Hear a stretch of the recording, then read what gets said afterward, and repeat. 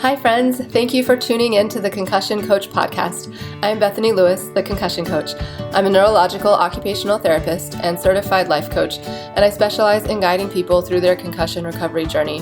I am passionate about helping people understand their injury, speed up their recovery, and reclaim control over their life post-concussion. The purpose of this podcast is to help increase awareness of concussions and the impact they can have on a person's life, and to bring hope to people who have suffered a concussion and those who love them. I firmly believe that sharing stories and knowledge about concussions will bring important light and understanding to this misunderstood and often invisible injury. The information in this podcast is meant to bring that awareness and hope and is not meant as medical advice. The opinions shared are those of the interviewees and my own. If you are suffering with lingering concussion symptoms, I have created a concussion coaching program specifically for you. I will be your mentor to guide you through your recovery journey, offering help with understanding and managing your symptoms, setting achievable goals, and learning how to manage your own thoughts and nervous system in order to get control over your life again. If this program sounds like something that would help you or someone you love, sign up for a free consultation. In the consultation, you'll get valuable information and resources and gain hope for your future. Sign up for your free consultation at the link in the show notes or at my website, www.theconcussioncoach.com. Hi, friends. Welcome back to the Concussion Coach podcast. Today, I am honored to have ReNae Cox as my guest. ReNae is like a second mom to me. She and her family are part of a very close group of friends that we affectionately call the faux family, since we spent so much time and most holidays together throughout my growing up. She also taught me piano when I was a child, and I have fond memories of walking to her house through the neighborhood for piano lessons and learning the principles of music that have blessed my life ever since. So I'm very grateful that she is joining us today.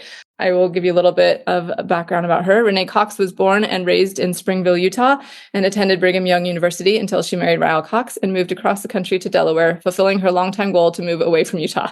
She and her husband raised 5 beautiful children who are all married, and she now has 12 grandchildren. She went back to school with a house full of children in 1997 and graduated with her BM in piano performance in 2003. Her aunt once described her as tenacious, and it is that quality that has gotten her through the past 2 years since doing a back plank onto her friend's tile floor. She's grateful for her husband and good friends who have supported her throughout her therapies. She remains actively involved in her church service and credits the Lord for helping her on her journey of recovery. And we will hear more about that. So thank you so much, ReNae, for being here. I really appreciate it. It is a pleasure to be here talking to such a wonderful lady. Thank you. Why don't we just jump right in, and can you tell us about your injury? It sounds like it was about 2 years ago at this point. What went down? We passed that infamous date on April 22nd of this year, 2 years post-concussion. I was visiting a very good friend of mine in Arizona, and it was the last day I was supposed to be going home that day, and I started feeling a whole lot of pain in my stomach, which was very reminiscent of the gallbladder pain that I'd had a surgery for 2 years before that. So, and the way my body typically would always responds to that is it's the vagal-vasal reaction. I forget her if it's vasal. Vasovagal, yeah, I think. Which is basically your body starts to go into shock. But the most that had ever happened previous to that is that I had cold sweat, and you just kind of feel awful as you're walking around, and I would walk off the pain. But this time it went a step further. I was bending over at her island. She had gone in to get some digestive something for me to take. And I remember bending over, just kind of clutching my stomach. And then I stood up and the lights went off. I mean, I can remember the lights going off. And that's the last thing I remember until I came to and I was on her floor. She saw me fall and she was terrified because I was out cold. We were just talking about it the other day, and she said, "Oh, your veins were bulging and all this." She said she was terrified, and I could hear her on the phone, and I knew where I was. I still knew where I was, and I knew who she was, and she was trying to get in touch with people. And long story short, she was able to get in touch with her ecclesiastical leader, her bishop, that came over. Her sister-in-law came over to help her kind of navigate the whole situation. And the paramedics were called and they came in. And what I remember from that is that my eyes were closed most of the time. It just felt so good for my eyes to be closed and not open. And they were talking to me. I was aware that they were taking, basic stats on me, my blood pressure and different things like that, my pulse. And one was talking to me. And after a little bit of time, they couldn't stay there all day long. He said, I want you to open up your eyes. Do you think you can open up your eyes? And I said, yeah. And I opened up my eyes and I went, oh, wow, there's like 6 of you here. There were like 6 paramedics in her room. And they checked me out. They said, we can take you to the hospital but you need to go to the hospital to get further tests. And I said, okay. And I felt like I was not thinking.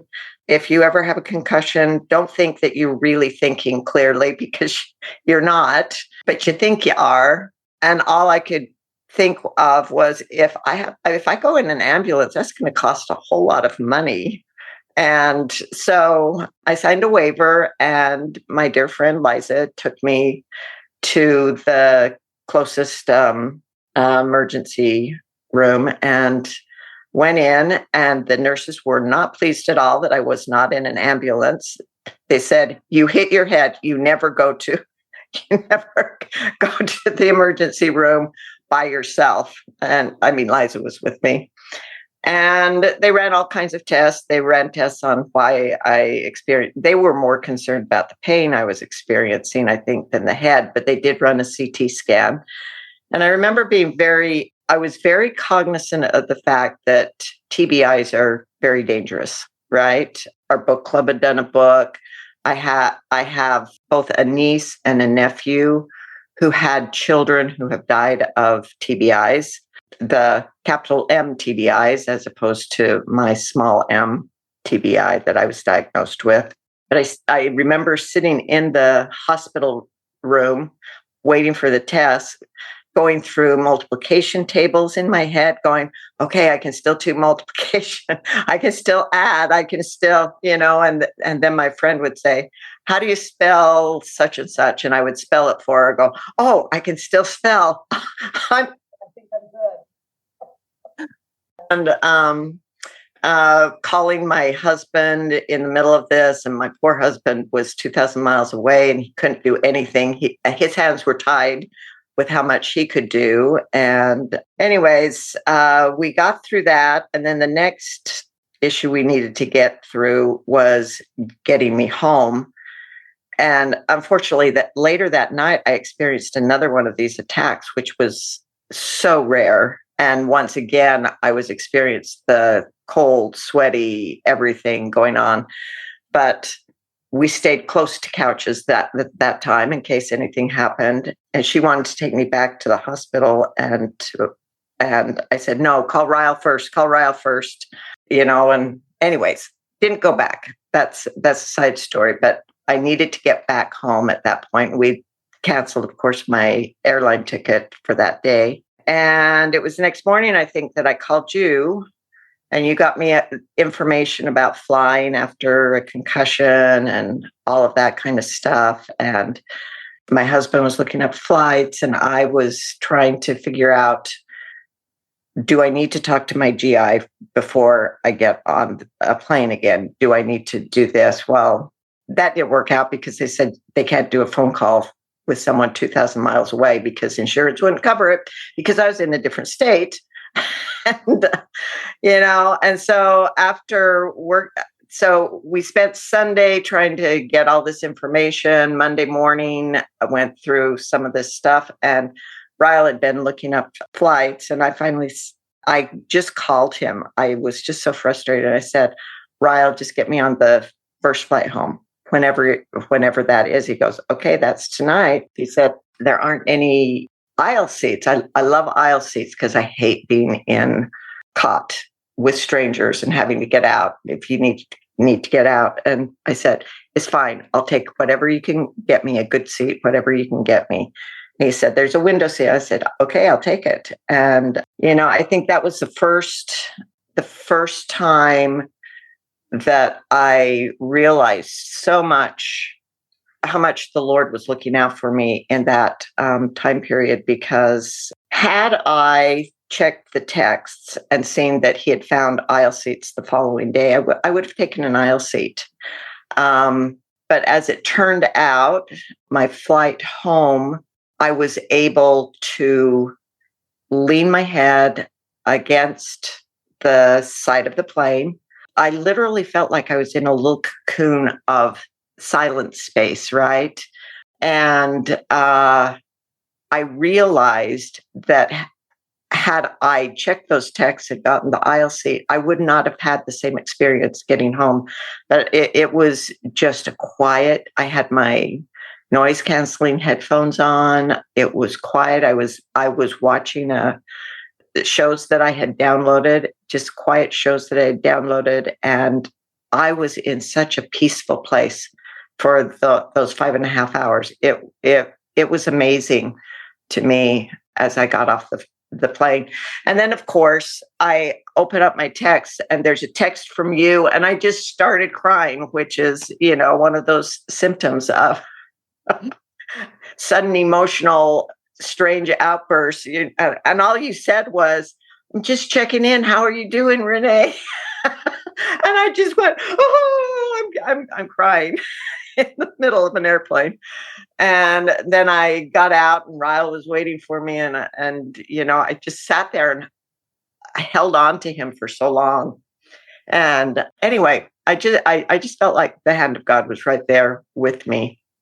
But I do want to comment on one of the things that happens when you get a concussion. It's the sudden weird emotional shifts that can happen suddenly. And I experienced my first one in the airport as I went up to TSA pre, because we have TSA pre. And they said, "I'm sorry, you don't have TSA pre." And I'm going, "Yes, I do. I have TSA pre." But Ryle had not put it onto my ticket. And I was just furious. And I'm going, "What the heck? This doesn't," but I was so angry. I couldn't believe how angry I was in that moment. And there were all these people who were there. And one very nice young man came up to me and he said, "So you want to put TSA pre on?" And he told me there was a kiosk down here and you just need your number. And so I'm sitting there just hyper focused on this whole idea of TSA pre. And even though I had heard from somebody, you could just go through the regular line. There's nobody in line, but I was focused on TSA pre and I was so angry. And suddenly somewhere I took a deep breath because I couldn't find my number. I couldn't, there was nothing. And I had no idea where this kiosk was that the guy was telling me about. And I went, "I can go through the regular line." And I looked there was nobody in the regular line, not a single soul. And I just took another deep breath and I went, "Go through the regular line. Just take your shoes off. It's okay." And so anyway, that was one of my first experiences with just this sudden rage that just comes out of the blue. And I was grateful I got through all of that. And I kept on thinking, why are you, this is not like you. Anyways, but anyway, I got home and I think we chatted a couple of times during the month of May, but in one of those chats, you had commented on music being super important in being very effective in dealing with concussions. And you also commented on language. And it was really interesting. And I don't want to go into big details, but many, many years ago, I went through a very trying time. What I was left with was a depression that kind of, this was post getting my degree, and I was left with a depression that took away my love of music. I just did not want to do music. I ran away from it. Over the years, over the past I was trying to do the math, and I don't know what it is, how many years. It was around 2008. It's 2025 now. So yes, I can't do math very quickly in my head still. But slowly, little pieces of it have been restored to me. And the most intriguing thing was that my desire to sit down and play the piano was the last thing that I was waiting for. And it was about, I would say, 5 months before my concussion that suddenly I ran into some new music that seemed to just lift that cloud, and I wanted to learn it. And so I had actually pre-concussion been starting to sit down at my piano to work on music for the first time in 15 years, right? And I went, oh, this is so cool. It was so exciting to be back in music that I just had not wanted to do at all. And so once again, I just sat there thinking about how the Lord had prepared the way for me to be able to work and take care of this concussion when I needed to. I also just on a whim started learning Korean. I just went, okay, let's learn Korean. And, 2 years later, I'm still not understanding it really well, but every once in a while I go, oh, I got that word. So anyways, but I was doing that. I was just doing that. And then I do remember that I buffered myself when I would go to church. I would have earplugs with me because there would be certain voices that could just grate on my brain and it didn't feel good. But I would stay for church. And that was about the biggest thing that I did through that first month. And I do remember I was in charge of the little kids in our congregation, and I needed to write a program. And my first thought was, after the concussion, well, I guess I am delegating this out this year. And it was on a Sunday, and there were some talks that were given, and suddenly it was like, thought. There were all these thoughts that were in my head. And I went, oh my gosh. I went home and I just put down all those thoughts, and they came out in a very logical, organized manner. And I went, I've got the outline for this program. Yes. And so once again, I just went, okay, thank you, Lord. This is amazing. This is amazing what you're helping me do here. But as the month of May disappeared and we got into June, you came out. You were out here visiting your family, and we took a walk, and you introduced me to the HIT program, which I thought would be very good for me to start the next day right before we left on a traveling vacation in the car. Because Bethany, you know me, if 5 is good, 10 is better. So, I thought, I'm just going to try this, see what happens. And then at the very end, I was just packing the car. And I remember I took my finger and I just kind of did kind of this thing. I went, and then I started feeling just a little bit crappy inside. And I thought, it's all fine. I'm sure it's because I did this HIT stuff. And we got in the car and we were taking off, and about half hour down the road, I went, oh my gosh, Ryle, I have to lean my head. I got to close my eyes.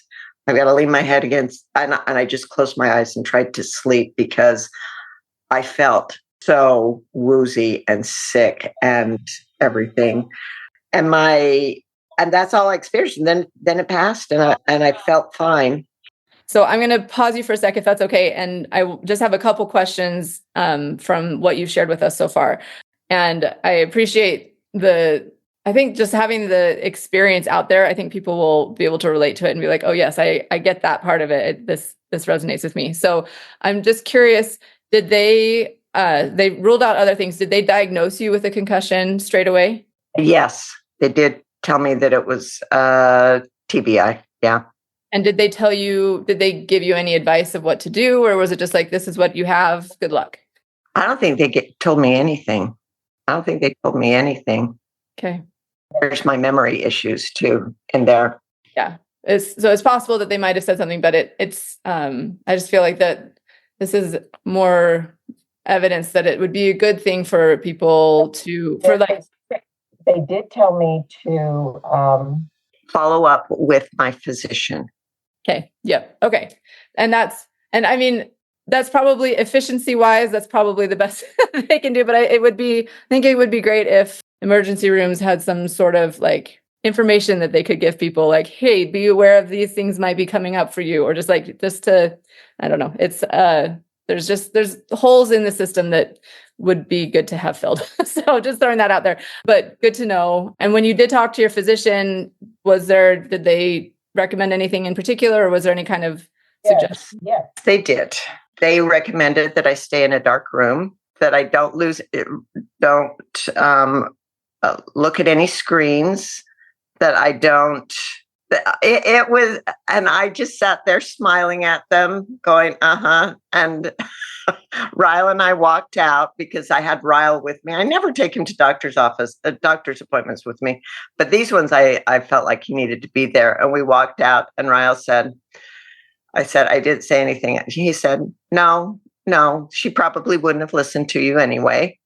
And I said, I'm just going to follow Bethany's advice and stay active and keep walking, because I do remember I went out for a walk the day after the concussion. It was a slow walk. Oh my gosh. Felt like I was going fast, but it was a very slow walk. Yes. Oh, thank you. I'm so glad. Yeah. I'm sad to hear that they're still telling people to stay in a dark room and don't look at screens. It is, I mean, for the first 24 to 40 hours, that might be okay. Like rest is good, but the activity is so important. So I'm glad that we are connected and that you were willing to listen, to trust what I was telling you. To Ryle, he just felt like that it was he said it makes sense, because if you damage a muscle, you don't stop not working it, you repair and make it stronger. Yeah. And that totally made sense to him, that the brain would be the same way. Yeah. Yeah, it's so true. It is important to get that activation and using it, and carefully, slowly, like you said. If you're going on a walk, if you need to go super slow, that's fine. But like, looking at, I want to touch on I appreciate that you brought up the anger that like just came out of nowhere. It seemed so overwhelming. It's interesting. You described that I'm curious, was it while you were in the middle of like having your like emotional explosion, that you were like, there was a part of your brain that was also like, what's going on? Like, why am I responding this way? It was kind of like both at the same time. Yes, it was, because number one, fury is not part of my makeup, right?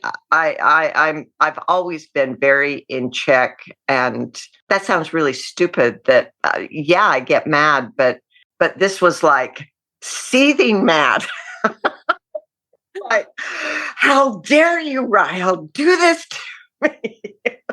Oh, it was directed at your husband, not at the people there. At him, and it was so weird. It wasn't directed at these people that were keeping me from TSA pre.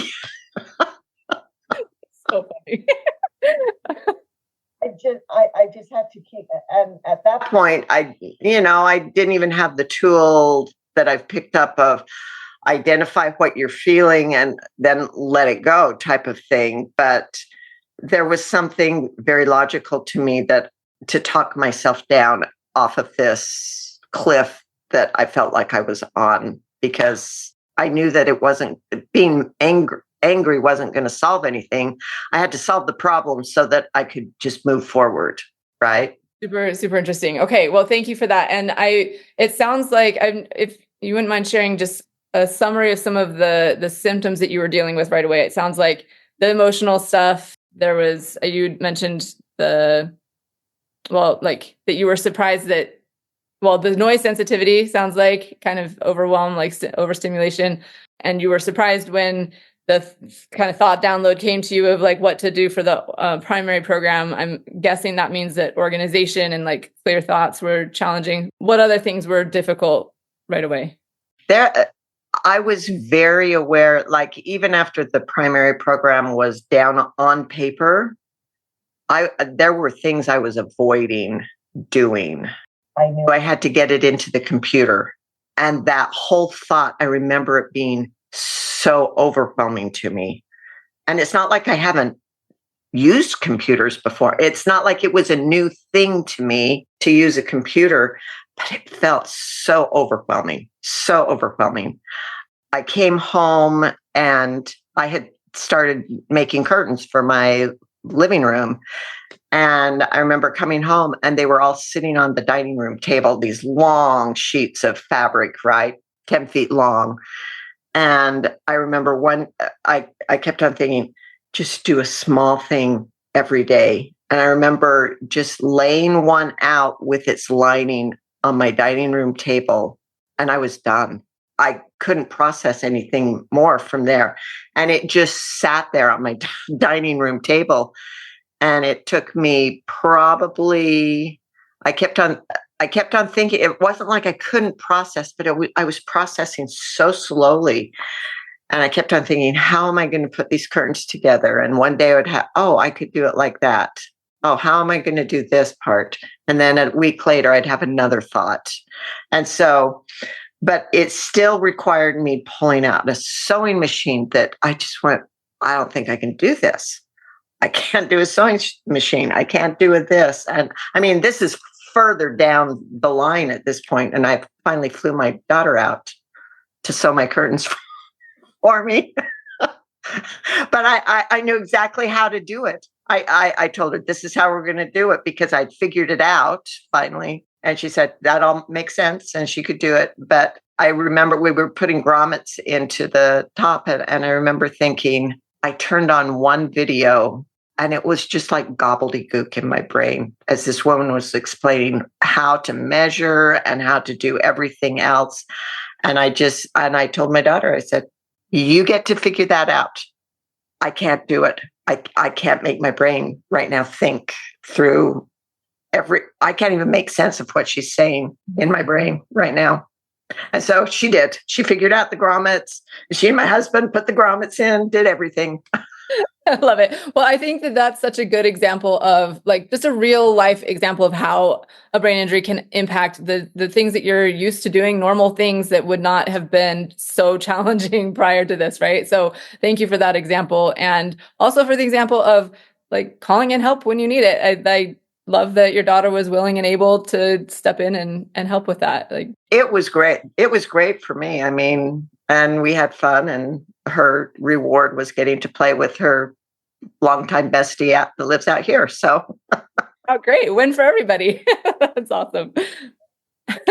I wanted also like we can come back to the story here just so that people hearing, if you're not familiar with the term HIIT, that's high intensity interval training. So it's a type of exercise, cardio exercise, where you kind of go hard for a little bit and then rest, and go hard for a little bit and rest. And that there are good things for your brain that come of doing exercise in that way. So sounds like you tried it right before you were about to go on a big long car ride. And then you were doing a little bit of like eye tracking with your finger, watching your finger move back and forth. And it kind of set you off.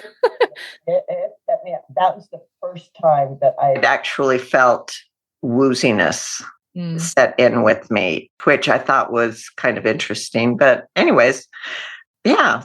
So we were on our way to Illinois for my youngest son's doctoral dissertation. And I just wanted to throw out, this is what it looks like when you have an untreated concussion and you're trying to accomplish things in a short amount of time and everything goes wrong.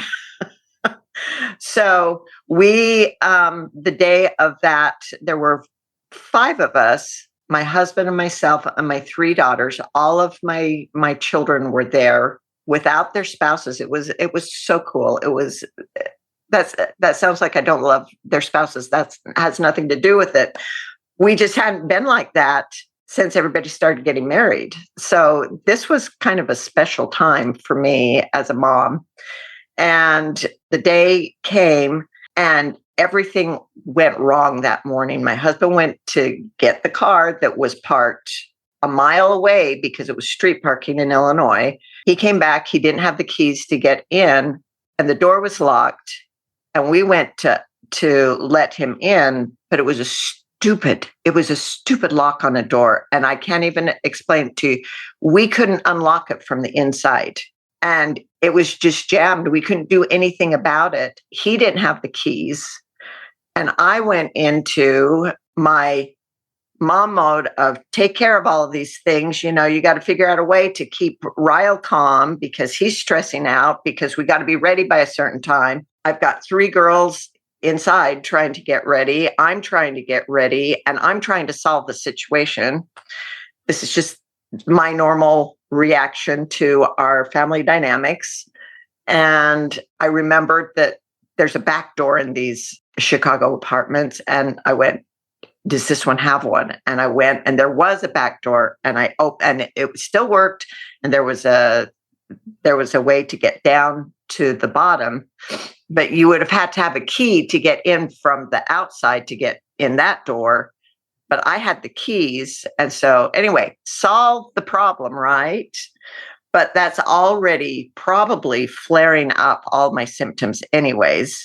And we get in the car, everything's fine. We get in the car, the 2 cars that we had, and we get up to campus and we walk in. I'd already said, Dalton, is there anything you want us to take care of? And he goes, no, Mom, the best thing for you to do is just sit down.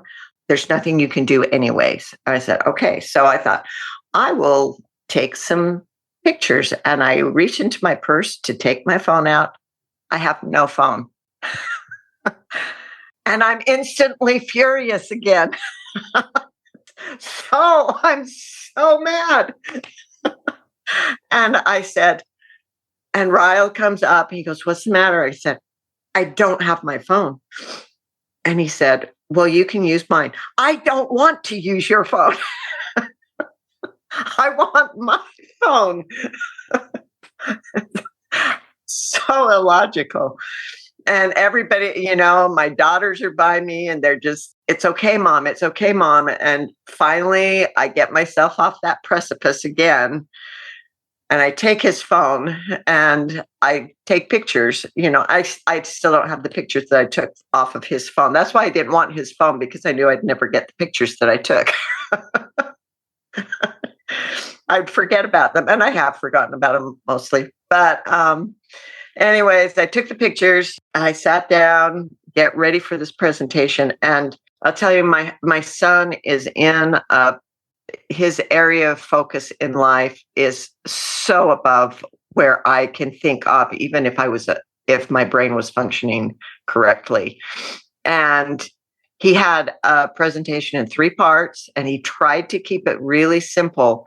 And all through the first section, I was very aware that my brain was trying to define all of these big words, doing its best to define them and to make it make sense to me so that I was logically understanding what he had just spent the last 5 years doing in his doctoral program. And then about, I would say, a couple of minutes into the second section, I don't even know what he was talking about.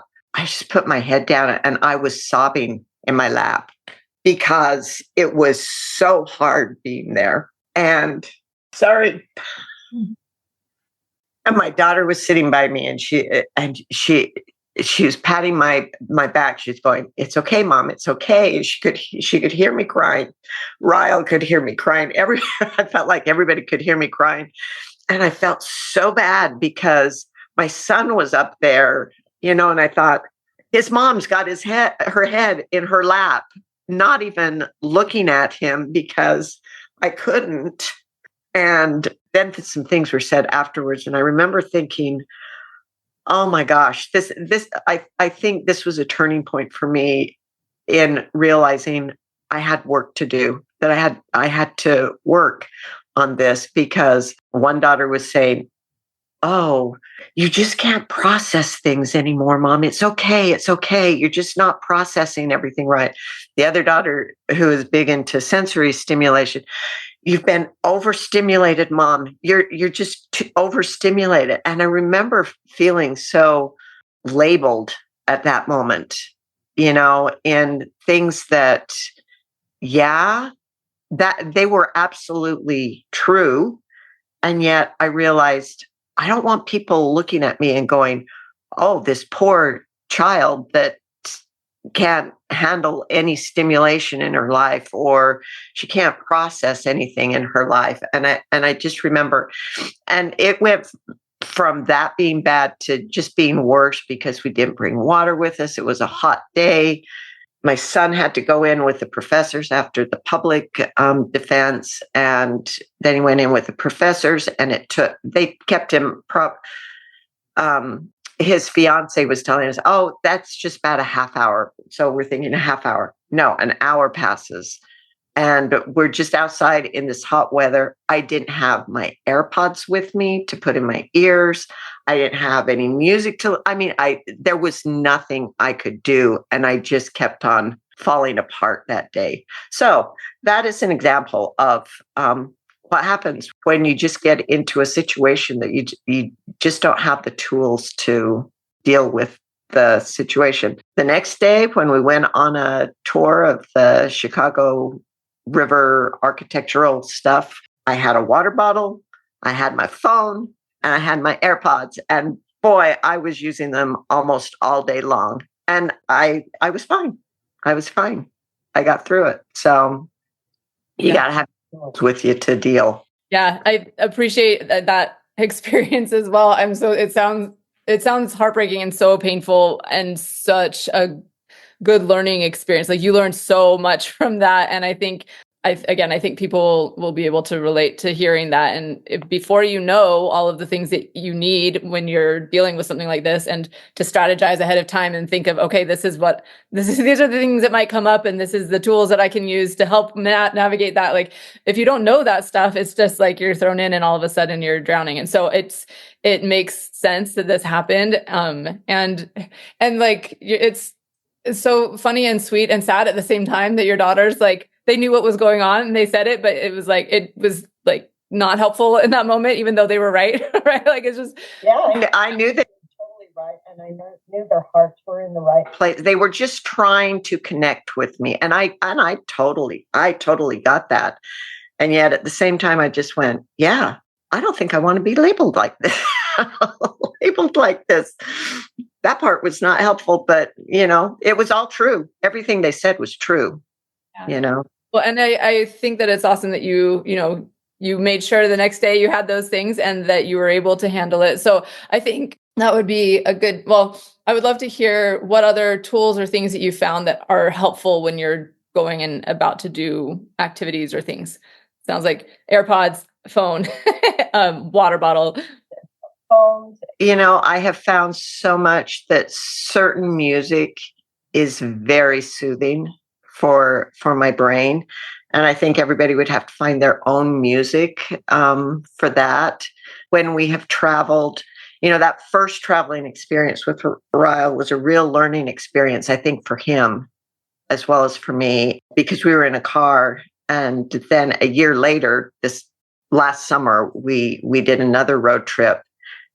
And it was so much easier because he knew that I could not focus on the road and with him, and that I had to have my own music, that I couldn't be listening to his Southern rock, which is music that I like a whole lot. I can do it for a short amount of time, but I can't do it forever. So he was much more willing to, this is the wrong term, but you want to have some interplay when you're driving, but I couldn't sustain that. So he was much more willing to let me put my noise canceling headphones on and just have my own stuff going into my ears.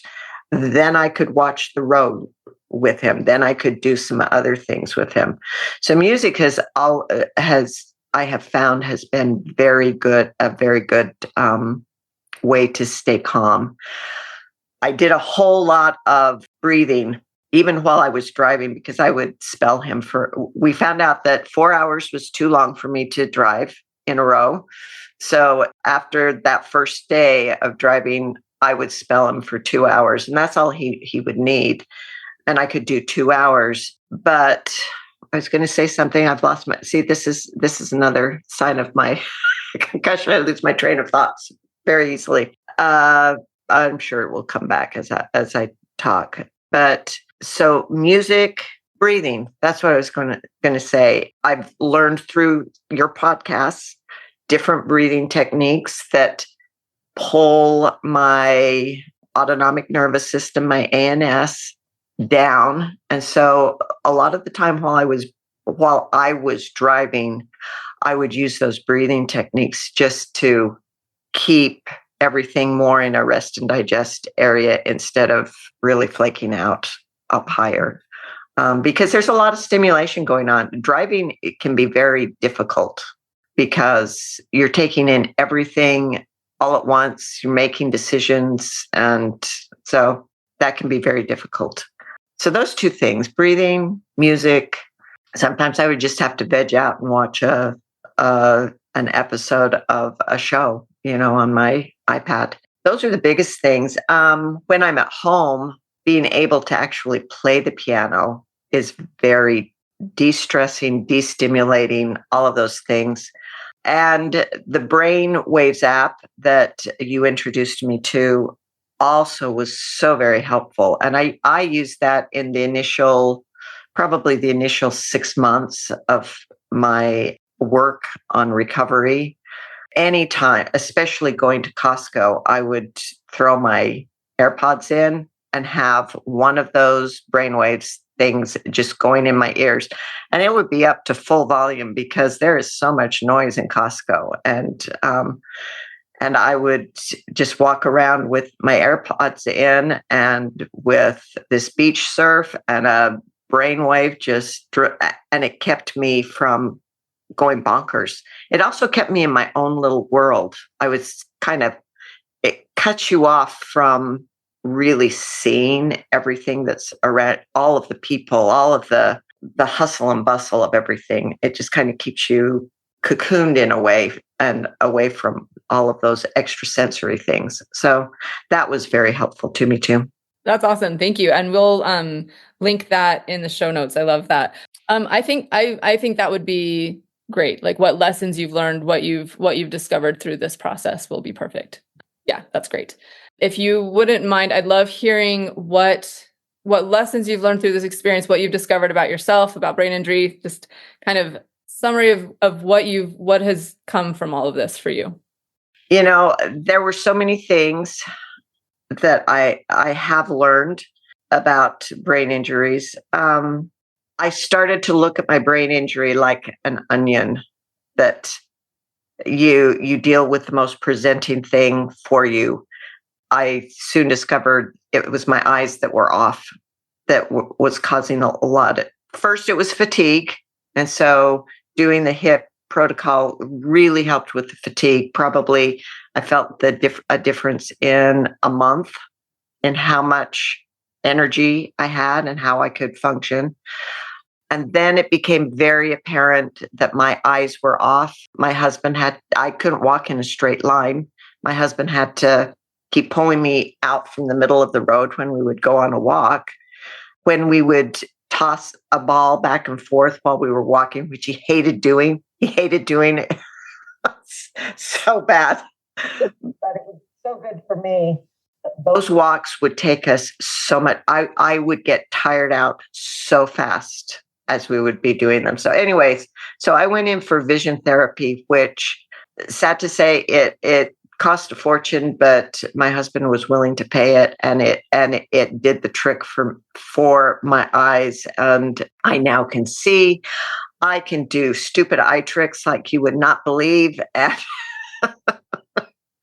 And I still keep that up at home with different exercises and just tracking and in convergence and divergence, just to keep my eyes on track. So that was another thing. After the eyes got figured out. I finally dealt with my hormone issues because my hormones were thrown off. And so there are just so many things. And I have just been going through this. I just feel like the Lord puts me on a path to find the next answer to the next situation. And I just keep on trusting that he's going to be there for me to help me with that. So still working on the hormones. I had a lot of weight gain, and that's very frustrating. It's very frustrating. And I have read a lot of, as the few times that I actually get on the internet, I did read that this is a common problem. Weight gain is a common problem, and it's because the hormones can get knocked off and out of whack, and they have to work with your whole endocrinology system. And so, anyways, those were the physical things that I've had that I've learned from that. I would say that my journey's been a very spiritual journey. I have found that my relationship with my husband has improved immensely. I've had to, mostly because I've had to rely on him a lot more. There's a lot more hold my hand types of things going on. And I find I laugh more than I used to laugh because, hey, what's not funny? This sometimes that's all you can do so I was doing a math problem. I was doing these brain games on my phone, and I got very confused, and I said, Ryle, what's 50% of 100? I said, is that 2? And he said, what? I said, is 50% of 100 2? And he comes out of his study, and he looks at me and goes, ReNae, what is half of 100? 50? He goes, yes. So what is 50% of 100? It's not 2.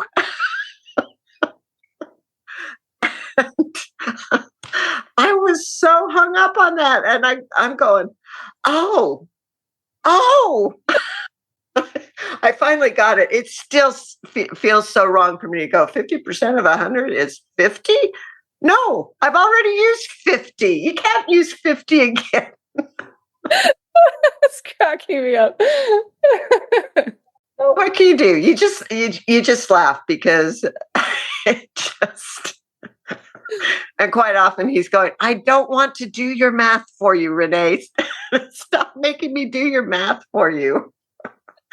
But yeah, going backwards, this is what was weird is I have learned that percentages are difficult for my brain to handle, but I can do fractions. That's so interesting.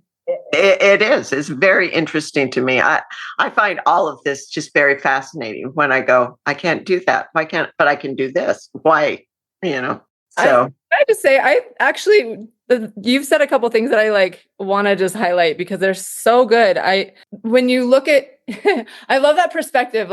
Oh, this is just fascinating. I look at it, and rather than getting down on yourself or being angry about it, it's just curious and fascinating. Wow, so interesting that this is how my brain is interpreting things now. Or I just think that's such a beautiful perspective and probably helpful for everybody in any situation. We are fascinating creatures, we humans, and our emotions are fascinating sometimes. There's just so many dynamics and things that happen that we can get really mad or upset. And there's a lot of emotions that we can have about them, but curiosity and fascination, I think, is a great choice for emotion to choose when you're thinking about stuff like this that has the potential to be really hard or heartbreaking or really sad. I think that's a beautiful perspective, and it's probably taken time to get to that point, and that's totally fine too. But I just think I just want to call out that because I love that. And also you said the Lord puts me on a path to figure out the next answer to the next question. And I really, really love that. I think that's just such a hope-filled and optimistic way of approaching all of this. Again, this is something that can feel, it is completely overwhelming. There's so much that we don't know. And people always have questions about the future, like what's it going to look like? How, if I can't do this now, am I ever going to be able to do this? Like it can feel so big and scary. But when we bring it down to like, okay, what is the next thing that I'm going to work on? What's the next layer of this onion that I'm going to peel off, and trust that God, that your higher power, the universe, is conspiring in your favor, that it's going to bring you the thing that you need, and just kind of like narrow in that focus, like zoom in on, instead of zooming out and trying to look at the big picture, just like zoom your lens in and see what's next. Like that is just so beautiful. And I do think that is such a good source of hope. You turn to that higher power for help with what's the next step. Like for sure. And I cannot tell you how many times I would be driving around in the car and a podcast, if I was listening to a podcast, and then yours pops up and it's on something that I needed to hear about. I remember one time it was on executive function, and I went, oh crap, this is me for sure. I used to be able to do all of these things that, I could plan a dinner for 150 people. I could execute that dinner. And now it's like, please don't ask me to execute anything. There's too much that comes in, and I just fall apart doing that. But, it was interesting. So I listened to this. I went, oh, I ought to pick up some little brain games on my phone, or I need to do this, or I need to do, processing puzzles, and stuff like that. And so I've introduced that into some of my therapy. I just keep on doing it. I love that so much. Thank you. Thank you for that beautiful example. And that's something that I love to say to people, or like call out when they are doing, like, you keep looking and you keep finding, like, don't give up. Like, there are answers out there, and it's a step-by-step process, and it's a journey. It is a journey of recovery. But I love the perspective that you brought out too, that there are things that you, I don't know, just the fact that your relationship with your husband is so much better. That's so cool. And I hope that's really hopeful for people to hear, just to know that there are good things that can come from this, and relationships especially can be challenging, through this, but that your experience has been that it's drawn you closer. Even that's huge, and really, actually really cool. So thank you for sharing all of that. I really, really appreciate your willingness to be vulnerable and share all of this with us today, and the things that have helped you and where you are in your journey. That it's beautiful, and I so appreciate your faith and faithful perspective. I think that's it just brings peace to the whole situation. So thank you so much for sharing this today. Oh, you're very welcome. Happy to do it with such a good friend. I love it. Yes. Thanks, Mom. It's the best. All right. Well, thank you so much. I'm going to go ahead and stop us, but I love and appreciate you so much. Thanks. I'm so glad you listened in today. I hope you have gained some helpful insights and inspiration regarding dealing with and recovering from concussions. My goal is to create more awareness and education about concussions and the fact that there is so much that can be done to improve life after someone has had one. Help me spread the message by liking, commenting, rating, and subscribing to this podcast, and share it with others who would benefit from hearing it. There are more resources available on my website. And again, if you or someone you love would benefit from concussion coaching, sign up for a free consultation using the link in the show notes or at my website, www.theconcussioncoach.com. Thank you. See you next time, and take good care of that amazing brain of yours.